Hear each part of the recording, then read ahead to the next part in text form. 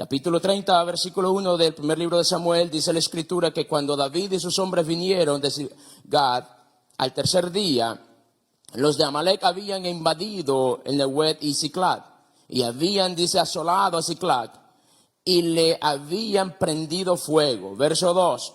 Y se habían llevado cautivas las mujeres y todos los que allí estaban, desde el menor hasta el mayor, pero a nadie le había dado muerte, sino que los habían llevado al seguir su camino. Vino pues David con los suyos a la ciudad, y he aquí que estaba quemada, y sus mujeres y sus hijos e hijas habían sido llevados cautivos. Cuando David y la gente que con él estaba, dice que alzaron su voz y lloraron hasta que les faltaron las fuerzas para llorar. Ve ese cuadro. Lloraron, alzaron la voz hasta que les faltaron las fuerzas, pero para seguir llorando. Las dos mujeres de David, dice la escritura, que también habían sido llevadas en cautiverio. Verso 6. Y David se angustió mucho porque el pueblo hablaba de apedrearlo, pues todo el pueblo estaba en amargura de alma, cada uno por sus hijos y por sus hijas. Mas David se fortaleció en Jehová su Dios.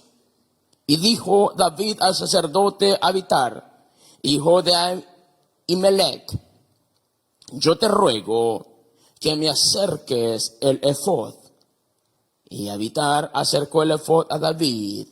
Y dice el verso 8 que David consultó a Jehová diciendo: perseguiré a estos merodeadores, ¿los podré alcanzar?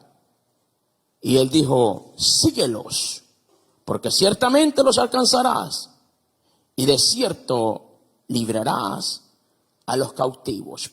Sueños rotos.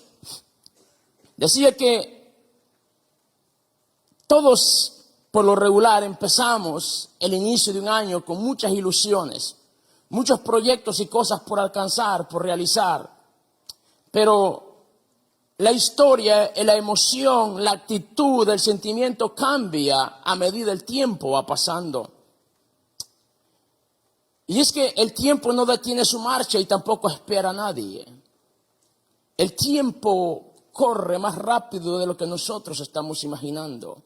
Por eso dice Salomón en el libro de Eclesiastés capítulo 3, que todo tiene su tiempo y todo lo que debe de hacerse bajo el sol también tiene su hora. O sea que hay un tiempo, hay una hora para hacer las cosas.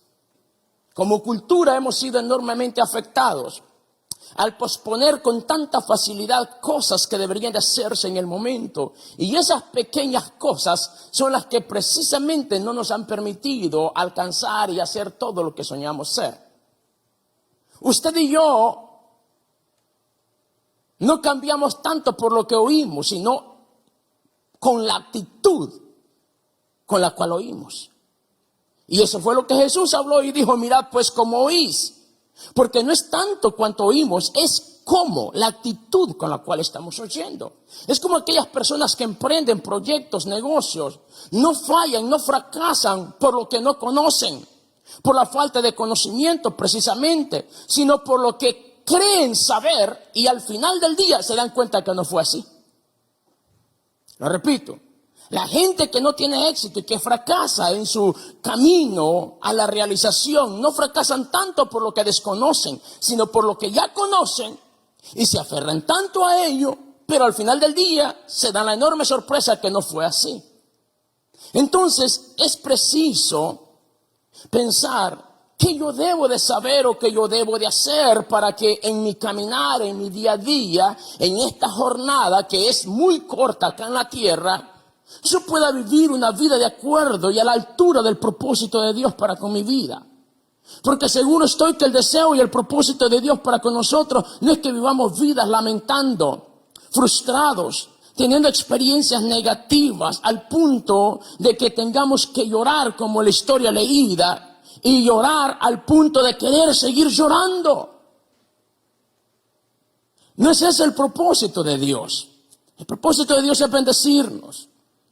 Desde el principio de los tiempos, el capítulo 1, el primer libro de la Biblia, el primer capítulo de la Biblia relata cómo Dios bendice al hombre y el propósito que éste tenía acá en la tierra.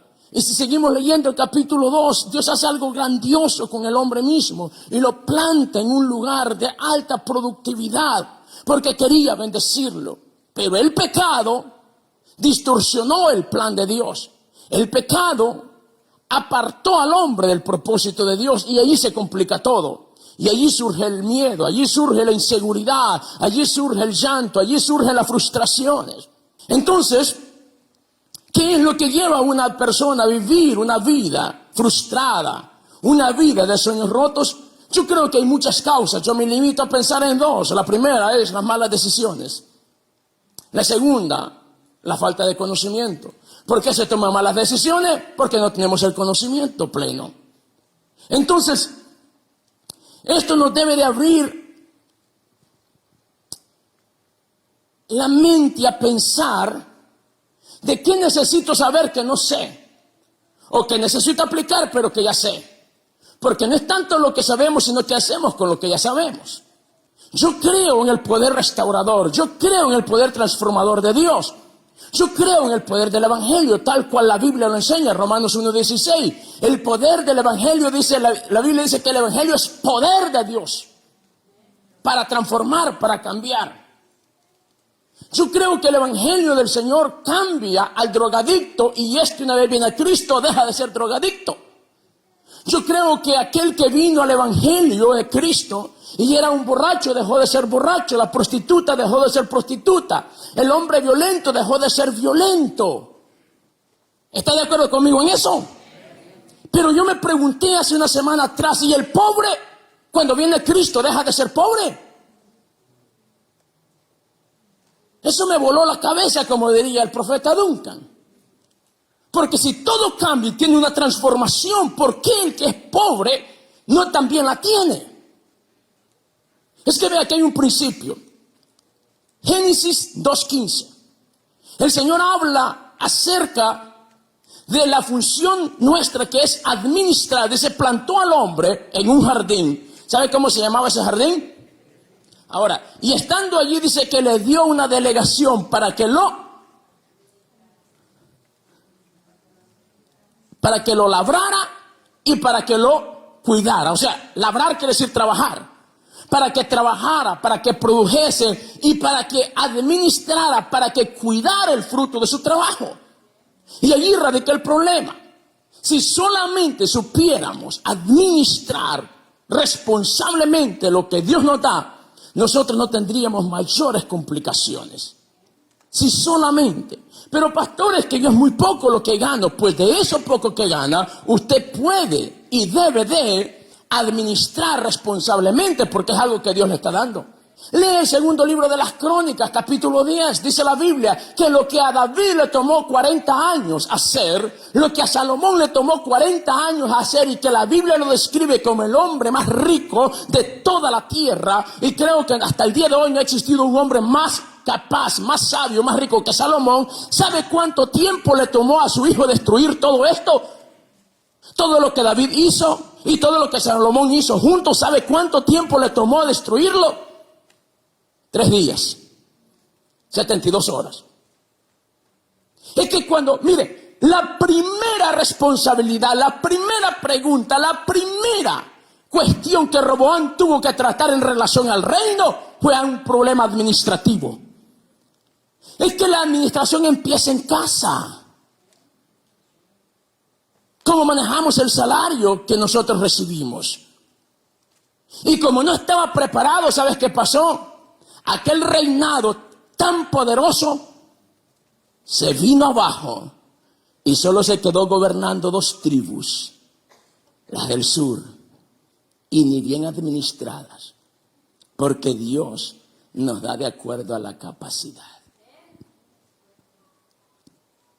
Pregunto, si usted no está conforme, si usted siente estar en esa categoría de sueños rotos, donde no está viviendo todo lo que planificó, lo que desea, lo que quisiera, si las cosas no están tal cual usted las ha planificado y quisiera que fueran mejor, ¿dónde cree que está el problema?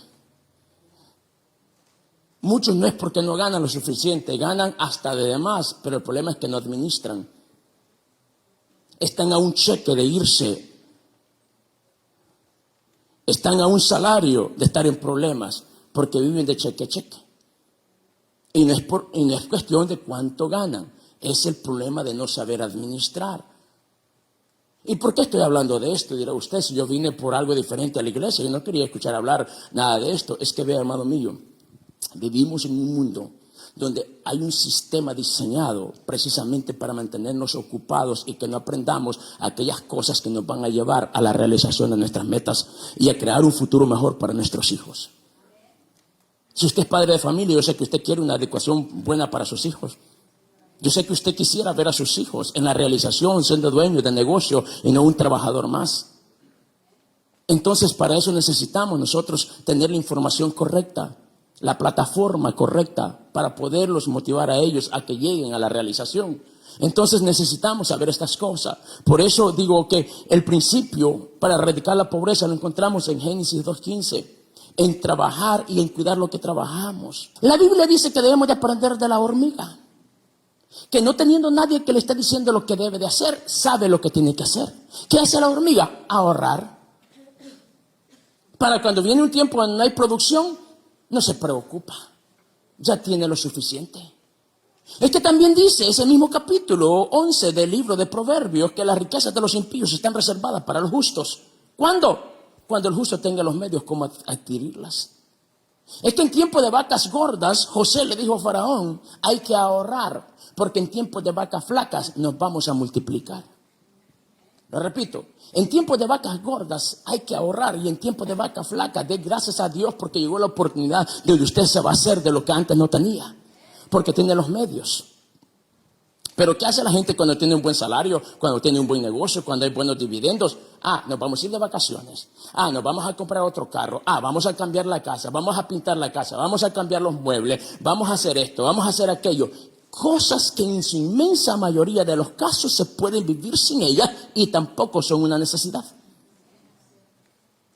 Cuando hay un proyecto en la iglesia que quisiera tener, pero no puedo, no tengo. Y yo entiendo que no tiene, que quiere y no puede, lo entiendo perfectamente. La razón es porque no hemos aprendido el principio administrativo.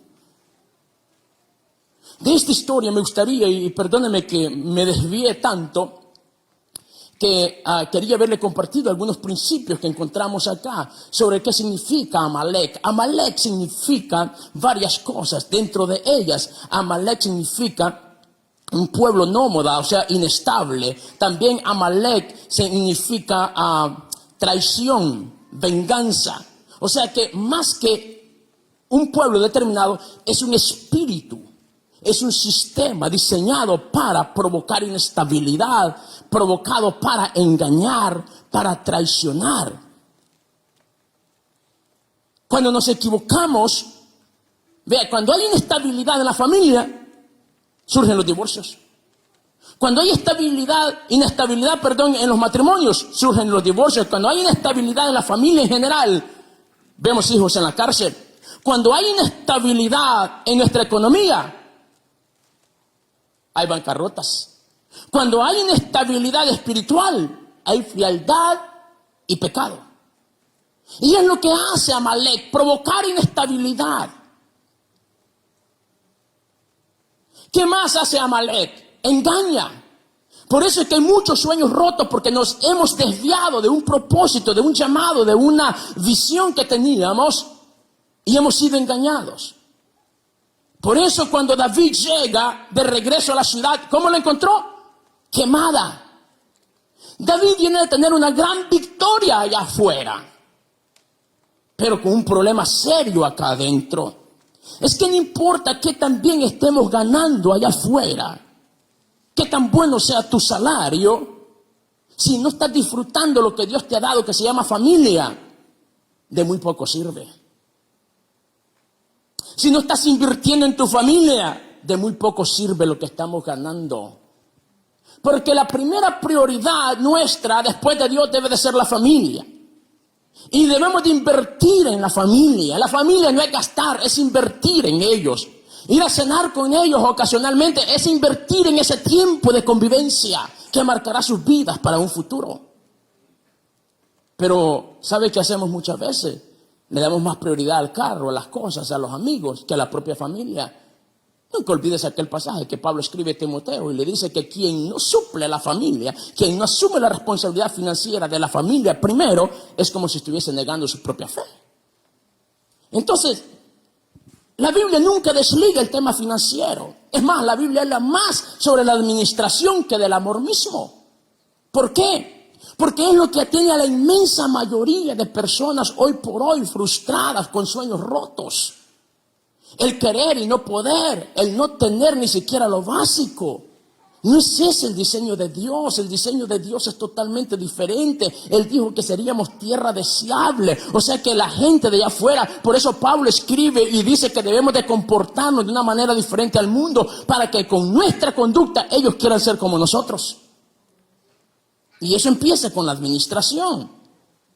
Ahora, ¿cómo nosotros restaurar nuestros sueños? Les relato 2, 3 cositas acá rapidito. Nehemías, su historia, su libro total, nos enseña de cómo restaurar en poco tiempo lo que por años había estado en un caos. Si Dios es la prioridad número 1 de nuestras vidas, créame, Dios va a abrir camino, Dios va a abrir medios y Dios te va a poner con la gente correcta para que tú puedas realizar tus metas y tus sueños. Pero debe de ser Dios la prioridad número 1. Jacob tenía un sueño de ver a su hijo José realizado. Y cuando José le platicaba lo que él soñaba hacer, ¿sabes qué dice la Biblia? Que Jacob guardaba estas cosas en su corazón. La misma expresión que dice que cuando María escuchaba a Jesús hablar y decir en los negocios de mi padre debo estar, guardaba esas cosas en su corazón. La misma expresión. ¿Qué fue lo que llevó a Daniel al éxito? Proponer en su corazón. O sea que cuando tú albergas algo en tu corazón, tan adentro de ti, podrán pasar los años, pero nadie te podrá sacar ese sueño. Porque a José le arrancaron la túnica, a José le quitaron las ropas, pero nunca le arrancaron los sueños que llevaba por dentro. Cuando tú y yo aprendamos a soñar y saber de que Dios es fiel para con quienes le creen, el día de mañana, aquellos que te vieron allá abajo, que cavaron un pozo para meterte, tendrán que verte sentado en el lugar donde Dios te llevó. Como José un día estuvo sentado y sus hermanos estuvieron abajo. ¿Cómo restaurar mis sueños?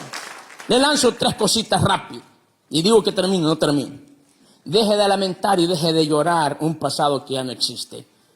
Dele gracias a Dios por el presente porque tiene vida, energías, fuerzas, entusiasmo. Es que, ¿cómo dice? ¿Alguien ha leído el primer capítulo de la Biblia, Génesis capítulo 1? ¿Qué dice el versículo 1? En el principio creó Dios. O sea que Dios es un Dios creativo, Elohim. Pero ¿qué dice el capítulo 1, verso 26 en adelante? A imagen y semejanza de Él nos hizo. O sea que Dios puso de su naturaleza en nosotros esa esencia de ser seres creativos. Pero ¿cuánta libertad le damos a la creatividad? ¿Sabes por qué poca libertad le damos a la creatividad? Y no debemos de sorprendernos. Es que desde cuando éramos niños, la naturaleza del niño de 2 años, por lo regular, alrededor, ese promedio, esa edad, ¿qué es lo que hace un niño? Quiere explorar todo, ¿verdad? Quiere saber todo. Y el papá o mamá o los adultos, ¿qué hacen? No, cuidado. O sea que vamos restringiendo ese deseo innato, interno, naturaleza dada por Dios de explorar. Y lo vamos reduciendo a que no lo haga, que tenga temor, a que tenga temor, a que tenga temor.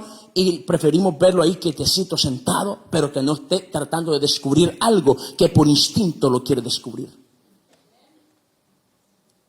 Por eso digo, no debe de sorprendernos. Nos afectaron de esa manera. Jóvenes que están acá, el día de mañana que Dios te permita tener hijos, sé que es un arduo trabajo. Digo porque tengo una niña de 2 años y casi 3 ya. Y me he propuesto al máximo de no decirle no hagas esto, sino estar con ella y decirle, explicarle el funcionamiento, el peligro y las cosas que no se deben de hacer, pero no decirle no sin explicar el por qué. Eso demanda trabajo. Pero sé que ese tiempo es un tiempo invertido y que el día de mañana ella tendrá una percepción diferente por causa de un tiempo invertido. Si Dios nos dio la naturaleza de la creatividad, ¿por qué poco creamos? Le doy trabajo. ¿Cuánto les gusta? ¿Cuántos? Todos tenemos un dispositivo electrónico, ¿verdad? Le doy un trabajo. Trate de investigar de México hacia el sur. ¿Cuántos productos nuevos por año se están patentando? Se va a sorprender cuando lo compare con Estados Unidos y con los países europeos y los países del primer mundo. Entonces, ¿por qué nuestra Latinoamérica no está creando? Es una cuestión cultural, pero nosotros, Cristo dice a través de su palabra, Romanos capítulo 12, que debemos de dejar de pensar como piensa este mundo y que Él nos sacó de las tinieblas a una luz admirable y que ahora ya no somos parte de este mundo, sino de un reino celestial. Y con la mentalidad de reino, yo debo de saber que mi cultura debe ser cultura de reino. Pensar como Dios quiere que piense y dejar de pensar como piensa la mayoría. Los veo asustados, pero insto de que debemos de dejar de pensar y lamentar el pasado. El lamentar no resuelve nada. Lo único que podemos provocar es lástima en alguien más, pero eso no resuelve nada. Pero es que, pastor, si usted supiera lo que me hicieron, me traicionaron, me engañaron, me equivoqué y por eso estoy padeciendo. Sí, es cierto que te traicionaron, pero pídele misericordia a Dios por ellos, como lo hizo Moisés, como lo hizo Esteban, como lo hizo Jesús mismo. Perdónales. Es que te engañaron, no sabes, sí, pero debo de saber de que no hay mal que por bien no venga, y la Biblia dice que a quienes aman a Dios, ¿cuántas cosas? Y eso implica los engaños también. Entonces lo que aquellos creyeron que te estaban haciendo, oh, Dios lo va a orar para bien. Si no, preguntémosle a los hermanos de José. Ellos creían que se estaban liberando de José. Lo que ellos no sabían es que cada paso que José se distanciaba de ellos estaban teniendo una sensación de felicidad y de realización, que se estaban deshaciendo. Pero lo que ellos no sabían es que cada paso que José se distanciaba de ellos, se estaba acercando a su propósito. Porque el propósito de José no estaba allá en Canaán. El propósito de José estaba en Egipto, porque tenía que ir a salvar una nación para luego bendecir a su propia gente. Lo que aquellos creen que tus lágrimas te van a hacer daño, Dios lo va a usar para bendecirte y para bendecir a otros también. Yo quiero que estemos en pie, pero no se quejen. Se equivocó, es cierto, dele vuelta a la página. Dios es un Dios de segundas oportunidades y Él hace nueva todas las cosas, dice su palabra. Consulte a Dios antes de emprender cualquier proyecto. David no fue y persiguió a esta gente. Primero consultó a Dios y le dijo: Señor, ¿será que los puedo perseguir? ¿Será que los puedo alcanzar? Y el Señor le dijo sí. Pero ¿recuerda la historia que hizo David antes de consultar a Dios? Fue al sacerdote y le dijo: préstame el efod, o sea, el manto, procedimientos, procesos. Hay que consultar a Dios, pero someternos a los procesos establecidos. Hay que ser diligentes. Mientras los otros estaban llorando y querían seguir llorando, David fue diligente, David pensó. Por eso digo, hay que ser creativo. La creatividad te lleva a la productividad y la productividad te llevará a la riqueza. Todo empieza con la creatividad. Dale libertad a la imaginación. Un pensamiento, una buena idea produce dinero. El dinero sin idea se acaba. Entonces dale gracias a Dios porque te da la facilidad, la facultad. ¿Cuántas cosas podemos hablar de gente que empezó con algo que en dado momento era la burla de sus amigos, pero ahora? Imagínese usted a Jeff Bezos, el dueño de Amazon, que pronto será la persona más millonaria de todo el planeta. Sus propios padres le dijeron: hijo, es una locura lo que estás haciendo. Pero esa locura terminó en lo que ahora es Amazon. Michael Dell, Steve Jobs, en dado momento tuvo que ir y buscar comida regalada porque tuvo que vivir en esa condición, pero nunca abandonó su sueño. No abandones tus sueños. Pídele a Dios que restaure tus sueños. Puede que hoy por hoy estén rotos, pero Dios los puede restaurar. ¿Sabes cómo se restauran los sueños? Decía, número 1, dejando de quejarse. Número 2, consultando a Dios antes de emprender. Número 3, siendo agradecidos, practicando la generosidad. Esto es interesantísimo. En el segundo libro de Reyes, capítulo 4, encontramos una historia de una mujer que, porque veía a Eliseo y su criado que pasaban todos los años por allí, le dijo a su esposo: mi amor, ¿por qué no le hacemos un departamento a este hombre de Dios? Para que cuando él venga a nuestra casa tenga un lugar donde alojarse. Todos conocen la historia, ¿verdad? Se le hizo un departamento, se le puso una cama, una silla, una mesa, una lámpara. Pero tiempo después, Dios le dio algo que no tenía, un hijo. Pasó un escenario inesperado, el niño murió. Y esta mujer fue y buscó al profeta y el profeta vino y lo resucitó y todo sigue normal. Viene un momento cuando dice la historia que vinieron 7 años de escasez. Capítulo 5, 6 y 7 relata esta historia del segundo libro de Reyes.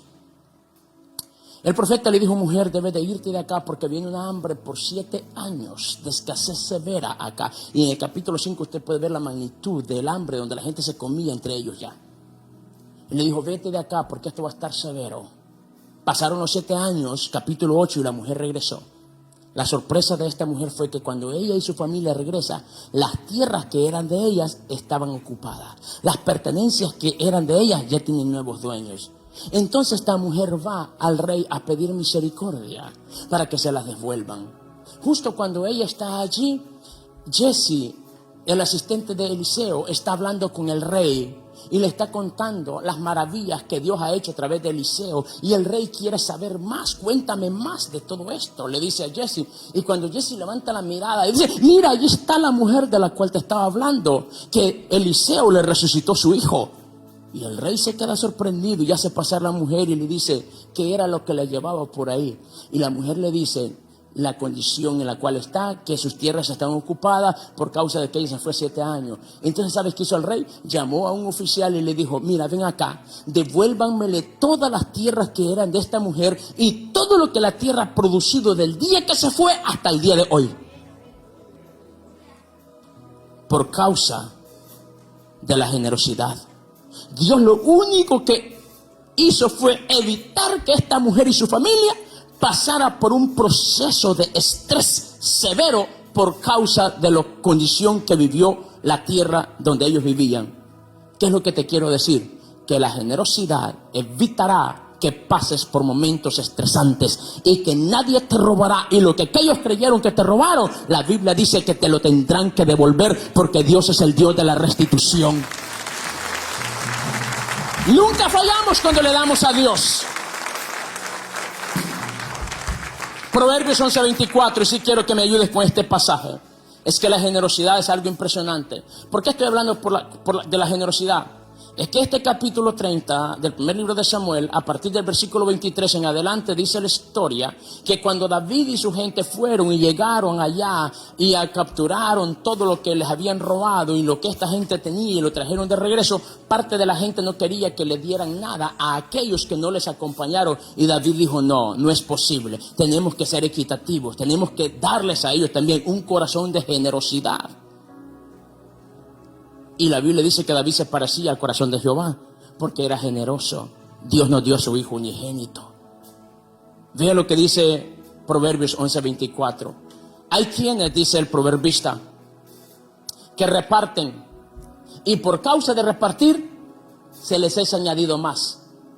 Pero hay otros que retienen más de lo que deben de, y vea cómo terminan. Entonces, ¿cómo se explica este principio?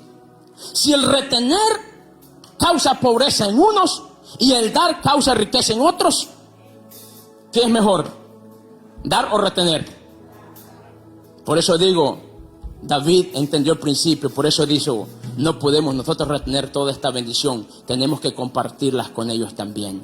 Por eso la historia de esta tsunamita, al darle al profeta, invertir en el profeta, cuando vino una crisis, Dios la estaba librando por ello. Cada semilla que tú inviertes en el reino es una semilla que peleará por ti. Es una bendición que estará esperando por ti el día de mañana. Porque todo lo que invertimos en el reino, Dios hará memoria de ello, como dice el Salmo capítulo 20. Por eso yo te motivo a que nunca dejes y pierdas de vista que solo hay una forma de restaurar lo que antes éramos y teníamos. Y uno es que debemos de ser agradecidos y no quejarnos. Porque Dios es un Dios de segunda oportunidad. Nunca emprendas un proyecto sin antes consultar a Dios a través de los procedimientos que Él establece. Y número 3, practica la generosidad y las bendiciones de Dios te seguirán y te alcanzarán.